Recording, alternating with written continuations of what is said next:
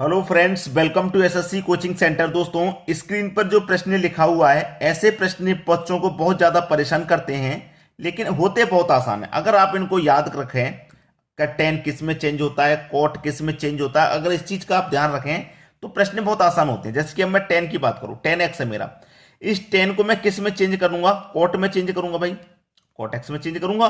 तो cot x की value 90 minus x, ठीक है, बराबर बराबर में दे रखा है आपको कॉट 50 प्लस का 3x, ये आपको दे रखा है, ये बराबर का साइन है। अब यहां पे ये दे रखा है सीधा सीधा प्रश्न, यहां पे कोई किसी को दिक्कत नहीं, कॉट से कॉट कट जाएगा बराबर में। यहां क्या बचा? 90 माइनस एक्स बराबर 50 प्लस का 3x, यही तो बचा। अब देखिए, ये 50 प्लस का इधर आके माइनस का, तो 90 में से 50 कटेगा 40 बराबर, ये माइनस का x इधर जाके प्लस का x, तो 3x है, एक x इधर से आ जाएगा, ये हो जाएगा 4x। अब 4 से कटा दो 40 को, 10 बार में कटेगा। x की वैल्यू कितनी आ गई? 10, और मान आपको x का ही तो फाइंड करना था, x का मान 10 है। सी ऑप्शन सही हो गया। बताइए, है कहीं कठिन? बिल्कुल भी कठिन नहीं है, आसानी से हो गया। ठीक है दोस्तों, अब देखेंगे अगला प्रश्न।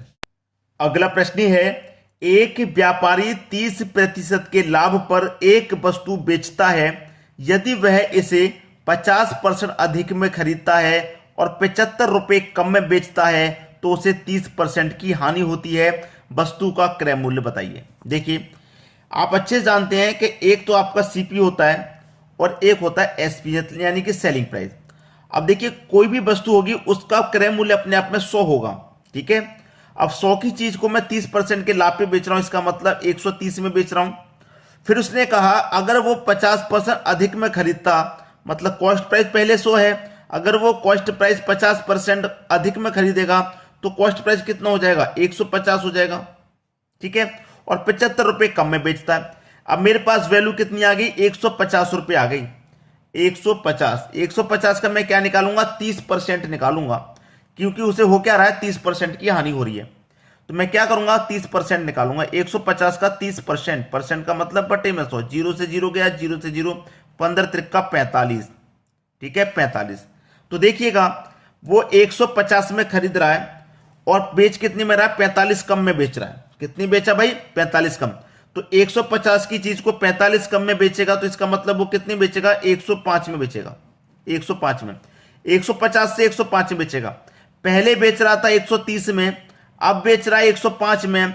कितने रुपए कम में बेच रहा है? 25 रुपए कम। और यहां कितने रुपए कम में बेच रहा है? 75 रुपए कम। तो 25 की वैल्यू 75 के बराबर, तो 1 की वैल्यू 3 के बराबर, और 100 की वैल्यू 300 के बराबर। वस्तु का क्रय मूल्य क्या है? क्रय मूल्य 100 ही तो होता है, तो 100 का मान मैंने निकाल लिया 300। तो आपका बी ऑप्शन बिल्कुल सही जवाब। क्लियर हुआ? अब देखेंगे अगला प्रश्न। अगला प्रश्न है, कोई धन चक्रवृद्धि ब्याज से 3 वर्ष में 800 रुपए और 4 वर्ष में 840 रुपए हो जाता है, तो ब्याज की दर क्या है? देखिए, मैंने बहुत बार कराए ऐसे प्रश्न। तो पहले वाली राशि को प्रिंसिपल और दूसरी वाली को अमाउंट मानेंगे। पहली राशि 800 है, दूसरी वाली 840 है। कोई राशि हमारी 800 से 840 होगी, तो कितने का फायदा हो गया? 40 का, ठीक है। लाभ निकालें, हानि निकालें, क्रय मूल्य पर निकलता है, प्रिंसिपल पे निकलता है, तो ये हमारा 800 है, ठीक है। प्रतिशत के लिए 100 से गुना कर दो भाई, प्रश्न यही खत्म हो गया भाई। जीरो से तो जीरो कट गया, 4 से 80 कट जाएगा आपका 20 बार में, और 20 पंजे 100, 5 बार में। तो 5% आपकी ब्याज की दर है, ये आपका सही जवाब। क्लियर? 5%, यानी कि पहला ऑप्शन आपके प्रश्न का बिल्कुल सही जवाब हो जाएगा। अब देख लेंगे अगला प्रश्न। अगला प्रश्न है, यदि x बराबर √11 प्लस √5, y बराबर √10 प्लस √6 और z बराबर √3 प्लस √13, इसको सोल्व करना है। कौन किससे बड़ा है या छोटा है, ये आपको बताना है। देखिए, होता क्या है, ऐसा प्रश्न दिया गया है, आप इन दोनों का गुना कर लो, तो x की वैल्यू निकल के आ जाएगी। देखिए, x का मान 11 पंजे 55, तो x का मान कितना आ गया? 55, ठीक है। अब y का निकाल लो, y का निकालेंगे, 10 का गुना 6 से कर दो 60, ठीक है। अब z का निकाल लेंगे, 3 का गुना 13 से कर दो 39। अब हमें यह निकालना है सबसे बड़ा कौन है। 55, 60, 39 में सबसे बड़ा 60, यानी कि y आपका सबसे बड़ा है, ठीक है। y सबसे बड़ा है। 22 से छोटा कौन? y से छोटा x है यानी कि 55, भाई 60 से छोटा 55 हुआ, तो y आपका सबसे बड़ा हुआ और x आपका y से छोटा है, तो x आपका छोटा है। जो छोटा है उसी तरफ ये तीर का निशान जाता है, ये नोक जो है उसी तरफ जाती है जो छोटा होता है। अब x से भी छोटा है z, क्योंकि 39 है इसका मान, तो x आपका z से बड़ा है और z आपका x से छोटा है, तो x का निशान z की तरफ। तो y x z, ठीक है, y किधर है भाई, y x ये भी नहीं है, y x z, यानी कि डी ऑप्शन आपका सही जवाब हो जाएगा। उम्मीद करूंगा सभी को प्रश्न आसानी से समझ में आ गया। अब देख लेंगे अगला प्रश्न। अगला प्रश्न है आपका 1 + 2 + 3 जा रहे हैं हम 999 + 1000 तक, फिर 1000 से वापस लौट रहे हैं 999 2 1, 1 से स्टार्ट हुआ 1 2 3 और ये 999 1000 तक गए, 1 से लेके 1000 तक गए, फिर 1000 से वापस लौटे 1 तक। भाई कुछ समझ में आया, नहीं आया समझ में? देखिए जैसे कि मैं आपको बता दूं, मैं 1 से जाऊं पहले 5 तक, 1 + 2 + 3 + 4 + 5 तक मैं गया, फिर 5 से वापस लौटूंगा तो 4 + 3 + 2 + 1, ऐसे तो लौटूंगा। इसका मान बताना है, ये तो बहुत बड़ी संख्या है, पहले छोटे एग्जांपल से ही समझ लेते हैं। तो सबसे बड़ा मेरा बीच में कौन है, 5, 5 तक गया मैं, 1 से लेके 5 तक गया, 5 से वापस लौटा, तो सबसे बड़ा मेरा बीच में कौन है, 5 है ना। तो मैं क्या करूंगा, इस 5 का स्क्वायर कर दूंगा तो मेरा मान 25 आ जाएगा। अब मैं क्या करूंगा, उनको सबको पहले जोड़ लूं, मालूम हो जाएगा, 1 और 2 3 और 3 6 4 10 5 15 4 19 22, 22 में 2 जोड़ा 24 और 1 25, आंसर आ गया 25। जो बीच वाली संख्या होती है बड़ी वाली, जहां तक हम जाते हैं उसी का स्क्वायर कर दो, बस वही आंसर है। तो मैं यहां पे कहां तक गया, 1000 तक गया ना।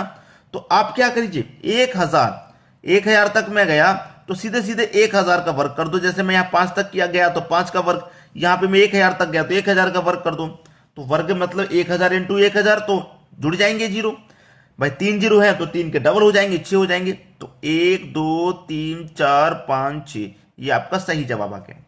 एक ही ऑप्शन है बी, ठीक है, ये आपका सही जवाब हो गया। तो कभी भी इस तरीके का प्रश्न आएगा तो आप बिल्कुल इसी तरीके से कीजिए कम समय में। अब देख लेंगे हम अगला प्रश्न। अगला प्रश्न है आपका 1 2 3 कहां तक जा रहे हैं, 78 69 तक, 78 क्या 79, फिर 78 हुआ, फिर 2 हुआ, फिर 1 हुआ। प्रश्न वही है जो हमने अभी अभी सीखा है, प्रश्न बिल्कुल वही है, लेकिन इसमें चेंज क्या है कि इस पूरी संख्या के ऊपर स्क्वायर रूट लगा हुआ है, स्क्वायर रूट का जो साइन है वो लगा हुआ है, ठीक है। अब देखिए हम कहां तक गए, यहां पे गए 79 तक, 78 के बाद 79, 79 79 के बाद 78, तो मैं कहां तक गया, 79 तक गया हूं भाई। कहां तक गया हूं भाई, मैं गया हूं 79 तक। तो देखिए मैं क्या करूंगा, वही ट्रिक है, 79 का क्या कर दूंगा, 79 का मैं क्या कर दूंगा, स्क्वायर कर दूंगा, और इस पूरे के ऊपर स्क्वायर रूट तो पहले से ही है, तो इस स्क्वायर से ये स्क्वायर रूट कट जाएगा, तो आपके पास 79 ही बचेगा। यही आपका आंसर हो जाएगा 79, सी ऑप्शन। क्लियर? जब हमारे पास स्क्वायर रूट का साइन नहीं होता तो सीधे इसका स्क्वायर कर दो, और इसका ऊपर पूरी संख्या के ऊपर स्क्वायर रूट का साइन है तो भाई स्क्वायर तो हम करते हैं, तो स्क्वायर से स्क्वायर रूट ये कट जाएगा, प्लस में खत्म। कैसे कट जाता है मैं आपको बता दूं, बहुत सारे बच्चे कंफ्यूजन में होंगे। जैसे कि 79 का हम क्या कर रहे हैं, स्क्वायर, अब ये रूट हटेगा तो रूट क्या होगा, रूट की पावर होती है 1/2, तो रूट को हटेगा तो रूट की पावर यहां कितनी हो जाएगी, 1/2 हो जाएगी। तो 2 से 2 कट गया तो पावर 1 रही, तो 79 की पावर 1 हो, 1 का मतलब कुछ नहीं होता, आप जानते हैं वही संख्या रहती है। खत्म हुआ प्रश्न। क्लियर हो सभी को? अब देख लेंगे अगला प्रश्न। अगला प्रश्न है, यहां पर देखेंगे 7वां प्रश्न, 1 + 2 + 3 कहां तक जा रहे हैं, x - 1 × x, फिर x - 1, फिर 2, फिर 1, और बराबर पूरे का मान है 169। देखिए प्रश्न में हम कहां तक जा रहे हैं, 1 से स्टार्ट हुए हम आगे x तक, फिर x के बाद में वापस लौटे 1 तक, ठीक है भाई। 1 से हमने स्टार्ट किया, 1 से स्टार्ट करने के बाद x तक पहुंचे, फिर x के बाद हम वापस लौटे और पूरे का मान 169। तो देखिए मैं इस बीच वाली संख्या x को ले लूंगा, और इस बीच वाली संख्या का क्या करते हैं, हम स्क्वायर करते हैं, ठीक है। और इस पूरे को ऊपर स्क्वायर रूट पहले से लगा हुआ है, और इस पूरे का मान कितने के बराबर है, 169 के बराबर ये दे रखा है, यही तो दे रखा है। बस प्रश्न खत्म हो गया भाई। स्क्वायर से स्क्वायर रूट कट जाता है, तो x का मान कितना आया, 169। तो हम कहां तक जा रहे हैं भाई, 169, x का मान 169, यानी कि पहला ऑप्शन बिल्कुल सही हो जाएगा आपका। क्लियर हुआ? अब देख लेंगे अगला प्रश्न। अगला प्रश्न है 1 2 3, कहां तक जा रहे हैं भाई? 2n-1, 2n plus 2n-1। हम कहां तक जा रहे हैं? बीच वाली संख्या हमारी 2n है, हम जा रहे हैं 2n तक, 2n। तो 2n का क्या होगा भाई? पावर 2 करेंगे, स्क्वायर करेंगे, ये बात अच्छे से मालूम है। और इस पूरे के ऊपर स्क्वायर रूट पहले से ही लगा हुआ है। और ये कितने के बराबर है भैया? ये दे रखा है 90 के बराबर। कोई बात नहीं, अच्छे से मालूम है कि स्क्वायर से स्क्वायर रूट कट जाएगा, बचेगा कि आपके पास 2n बराबर 90, यही तो बचेगा, 2n बराबर 90। अब 2n बराबर 90 बचा, लेकिन इसमें आपने एक चीज क्या कर दी? एक चीज आपने मिसिंग कर दी। एक चीज क्या कर दी भाई? आपने एक चीज को यहां पे मिसिंग कर दिया। और वो कैसे मिसिंग कर दिया मैं आपको बताता हूं। जब यहां पे 2n की पावर 2 है, क्या है भाई? 2n की पावर 2 है, तो इसका मतलब क्या है? 2 की पावर भी 2 और n की पावर भी 2, यही तो इसका मतलब है भाई। 2 की पावर भी 2 और n की पावर भी 2। अगर मैं इसे ओपन करूंगा तो 2 की पावर 4 हो जाएगा कि नहीं? 2 की पावर 4 इंटू n की पावर 2 रहेगा। तो 1 2 से स्क्वायर रूट कट गया, 1 2 यहां पे बचा n स्क्वायर वाला, बचा कि नहीं बचा? ये बचा आपके पास। तो यहां पे क्या होगा? सीधा सीधा 2 से 90 को कटा लो भैया, 2 से 90 को कटा लूंगा 45 बार में, मतलब n का स्क्वायर 45। अब ये स्क्वायर इधर आएगा भाई, स्क्वायर ये कहां पर आ गया? स्क्वायर इधर आ गया। जब ये स्क्वायर इधर आ गया तो 45 का क्या कर दीजिए? स्क्वायर कर दीजिए, 20 25, ये आपका सही जवाब हो गया। क्लियर? क्योंकि n की वैल्यू क्या है? 45। तो n की जगह मैं क्या रखूंगा? 45 रखूंगा। n की वैल्यू मुझे पता चल गई 45, तो n का स्क्वायर तो करना है मुझे, और n की वैल्यू 45 है, इसका मतलब मुझे 45 का स्क्वायर करना है। क्लियर हुआ सभी को प्रश्न? वीडियो पसंद आया तो दोस्तों शेयर कर देना।